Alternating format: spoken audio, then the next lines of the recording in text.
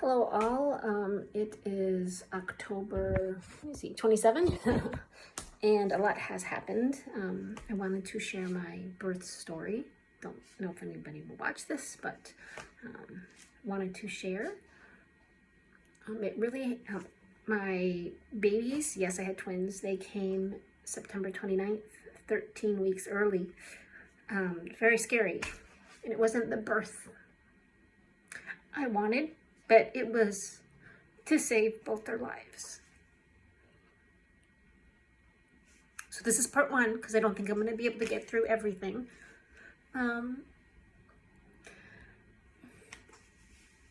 I knew that having identical twins is high risk. A lot of people don't know that. There are different types of twins. There's Momo, Modai, Dai.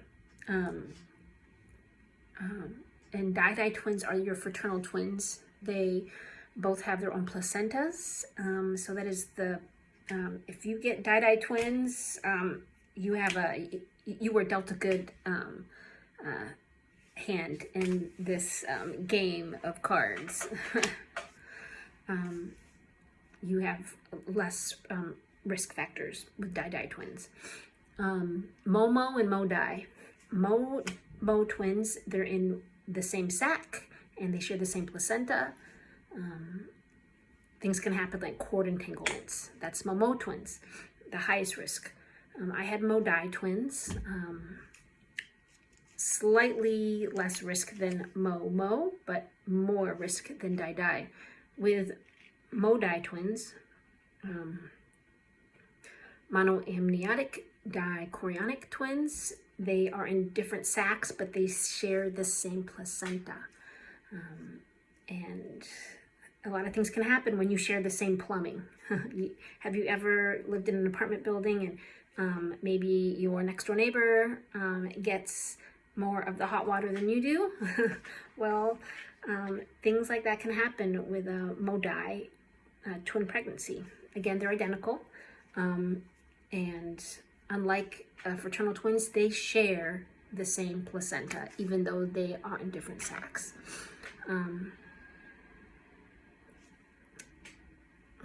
And that was part of the problem. Maybe all of the problem of my pregnancy is that one twin was getting more nutrients than the other. One twin shared more of the placenta than my other twin. So twin A was getting more of the placenta nutrients and twin B was not. Twin B was measuring much smaller, about 2 weeks behind twin A. I was monitored by my OB-GYN weekly until week 16 is when he also wanted me to see the maternal fetal medicine specialist. I started seeing them at Lurie at the Chicago Fetal Institute. And I would go in to the Chicago Fetal Institute once a week, starting at week 16. Every week I would be monitored by them to get ultrasounds, Dopplers, and I would still see my OB-GYN every 2 weeks. And they were looking for, growth, how the cord flow was. And so for a long time, I was, and it sounds scary, but I was diagnosed with selective intrauterine growth restriction for my twin B. Twin A was fine, twin B smaller. So I'm going to read this verbatim from the childrensmn.org website. Type 3, the ultrasound shows intermittent absent or reversed end diastolic flow with some forward flow in the umbilical artery of the growth-restricted twin. In other words, only occasionally is the blood flow in the artery absent or flowing in a reverse direction. This type of blood flow pattern is unique to monochorionic twins with SIUGR, which I had. This type of blood flow, I already said that. Okay, it occurs when large arterial connections are present, allowing shared blood flow to flow back and forth between the twins. Whether or not the condition will change or worsen during pregnancy is difficult to predict from the ultrasound images. Babies with type 3 SIUGR are born on average during the 30th to 32nd week of pregnancy. Overall survival rate is 80%. So there's 3 different types, types 1, types 2, types 3. Type 1 is has a higher survival rate. You would think type 3 is worse. It is not. Actually, type 2 is the worst. And they said they would just monitor me because I had type 3. Well, about week 24, 25, it changed from intermittent absent to reversed diastolic flow. And that is type 2. So let me read type 2.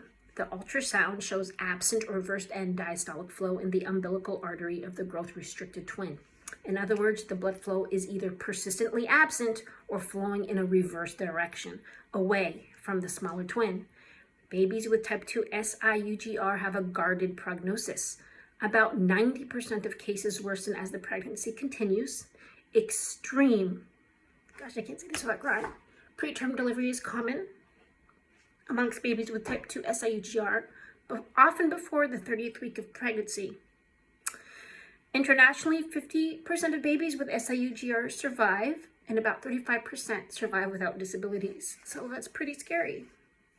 They decided at that time that I needed to be inpatient for more intensive monitoring, because now I would be monitored 3 times a day, and I had to do that inpatient. I would be monitored daily. They were actually going to monitor me outpatient twice a week. At this appointment, that's what they were going to do, but my Doppler showed otherwise, and then they said I had to go inpatient. So I went antepartum on September 18th. And interesting enough, I did another Doppler, and the Doppler showed that my cord flow was intermittent absent, but I also got 2 steroid shots while I was in. This is around week 25, and that may have caused improvement, but it was to be temporary. I was actually discharged, so I went in September 18th. I was discharged that following Thursday, and then I was told I would be monitored 3 times a week, outpatient. Okay, 3 times a week. Went home Thursday, Friday, Saturday, Sunday. Monday was my outpatient visit. Went outpatient. That same day I was back inpatient, because now my cord flow was back to reverse. And I went to antepartum. They were doing the non-stress tests, and baby B kept failing the non-stress tests. And then they said, okay, we need to move you from antepartum floor to labor and delivery. I did not want to go to labor and delivery, because I knew what would come next is my babies would be delivered very soon. And I didn't have time to get all my shots. I was hoping that we could delay it. They gave me my first steroid shot, and I was hoping I could get that second shot. Oh, and I forgot to say, I had already gotten 2 the first time I had went inpatient, but it was time for my the next round of my steroid rescue shots. And so I got the first injection of 2 of the second round of rescue shots, but I never got to the last one. So I went to labor and delivery, and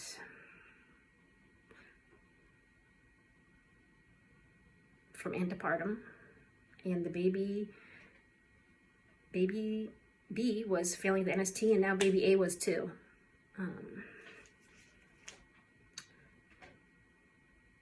Well, there's so much I could say about this. It was really scary. They gave me magnesium, and that helps with preventing cerebral palsy. It gives some neuroprotective benefit, and that made me sick. I felt my ears ringing. I had a really bad reaction to it. I felt my blood pressure drop, and it did. But you do what you do for your babies, right?